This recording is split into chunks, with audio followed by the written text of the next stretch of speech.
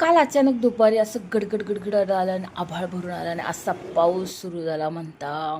मस्त पाऊस बघत बघत आहे ना, मस्त चहा केला उठून आणि मस्त चहा एन्जॉय करत खिडकीमध्ये पाऊस बघत बसले होते. खूप जोरात पाऊस झाला काल, खूप वादळ वारं पण होतं आणि गाराही पडल्या.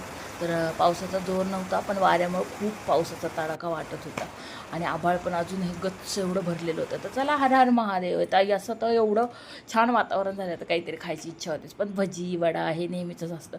तर म्हटलं चला गरम गरम काहीतरी करून खाऊ. मस्त टमॅटो ठेवले उकडायला, मधून कापून घेतले होते कट करून आणि 3-4-5 टमॅटो उकडून घेतले छान मस्त. त्याच्या साली काढल्या, मस्त त्याला असं चॉप करून घ्यायचं, कट करून घ्यायचं आणि सगळं मिक्सरमध्ये घालायचं.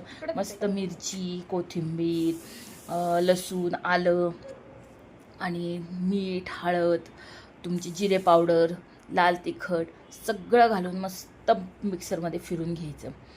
तर आता हे ना, कधी कधी आपल्याला का असं खायची इच्छा होते, पण कधी कधी हेल्दी असतं, कधी अनहेल्दी असतं. पण एखाद्या वेळेस चालतात गोष्टी, पण बऱ्याच वेळात तळलेले पदार्थ नको वाटतात. तर बघा ही पेस्ट अशी मस्त स्मूथ करून घेतलेली आहे आणि गव्हाचं पीठ घेतलं मी. गव्हाच्या पिठामध्ये कोथिंबीर घातली, थोडी कलोंजी घातली आहे आणि 1-2 चमचे इथं रवा घातला आहे मी.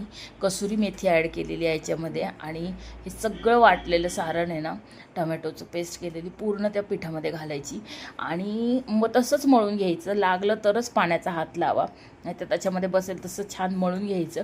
मस्त तेलाने छान त्याला मळून मळून मस्त गोळा घ्यायचा आणि झाकून ठेवायचा 15-20 मिनटं. आणि मुलीने बघा इकडे, तिला खूप खायची घाई झाली होती, पाऊस पडत होता त्याच्यामुळं.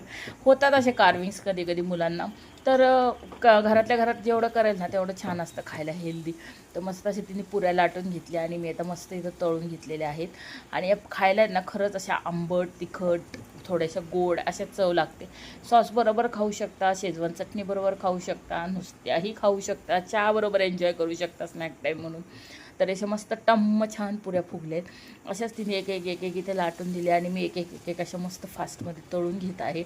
काही ती सध्या ती शिकते आहे थोड्या थोड्या गोष्टी. काही पुऱ्या फुगल्या, काही पुऱ्या फुगल्या नाही, तर तिला शिकवत होते टेक्निक. पण बऱ्यापैकी पुऱ्या छान तिच्या फुगल्या होत्या.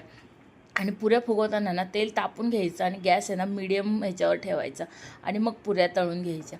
म्हणजे ना पुऱ्या छान फुगतात आणि आतपर्यंत छान शिजल्या जातात.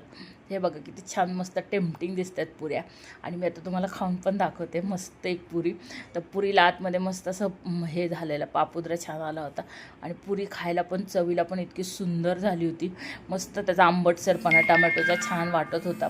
आणि असंही टमॅटो मुलं खात नाही, तर तुम्ही ट्राय करा, एन्जॉय करा.